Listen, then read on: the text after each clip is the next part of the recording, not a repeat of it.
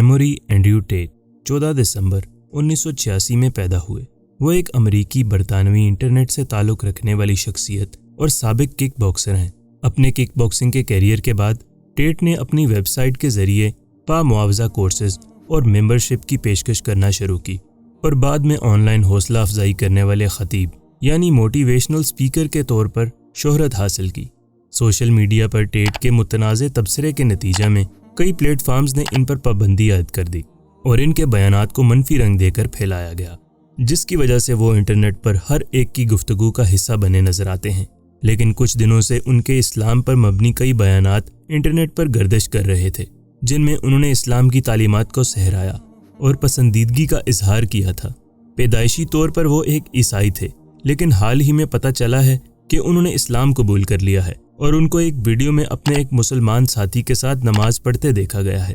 कबूलियत इस्लाम के बाद इनका एक इंटरव्यू लिया गया, जिसमें उन्होंने बयान किया कि वो इस्लाम की तरफ कैसे माइल हुए। मुलाहिजा फरमाइए।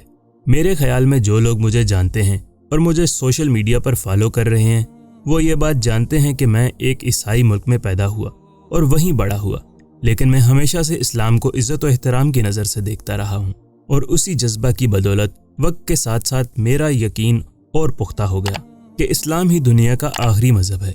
मैं अभी अभी मुसलमान हुआ हूँ, इसलिए मैं इस्लाम से मुतल्लिक कोई भी बात करूँ तो एहतियात से करूँगा, क्योंकि मैं कोई आलिम नहीं हूँ। मेरे सीखने के सफ़र का अभी आगाज़ हुआ है। बहुत कुछ है जो मुझे भी सीखना है, पर बात यह है कि इस्लाम मुझे दुनिया का आखिरी मज़हब लगता है और मुझे लगता है कि इस्लाम के अलावा कोई मज़हब नहीं। लोग मुझे पूछते हैं कि तुमने अपना मज़हब क्यों तब्दील किया। मुझे ये तब्दीली नहीं लगती।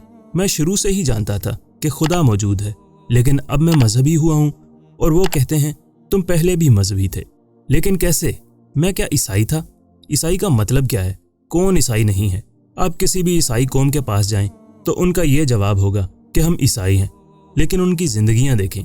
किसी भी आम चर्च में चले जाएं और देखें कि वहाँ कोई एक बंदा भी मौजूद है जो वाकई खुदा से डरने वाला हो। नहीं, लड़कियां हफ्ता की शाम बाहर निकलती हैं, शराब पीती हैं और अगले दिन चर्च चली जाती हैं, क्योंकि उनके वालिदैन उनको मजबूर करके ले जाते हैं।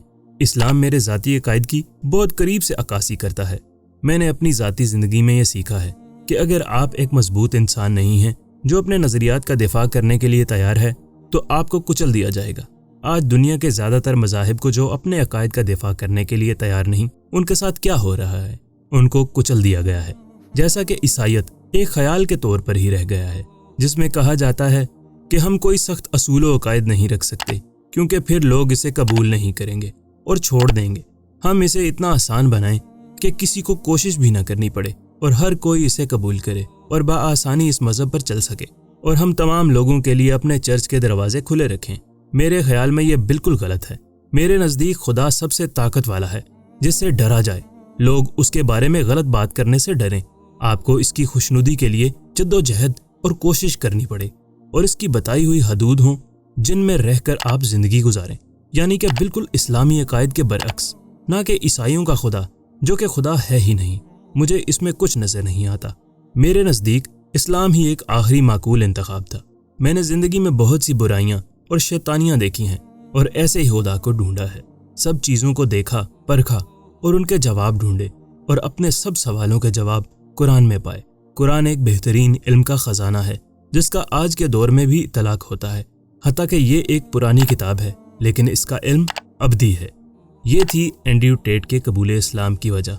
अल्लाह हमारे भाई को अपने फ़ैसले पर कायम व दायम रखे और हम सब को हिदायत के रास्ते पर गामज़न रहने की तौफीक अता फरमाए। आमीन। वीडियो देखने का शुक्रिया। लाइक करना ना भूलिएगा। चैनल को सब्सक्राइब नहीं किया तो अभी कर लें और घंटी का बटन ज़रूर दबाएं।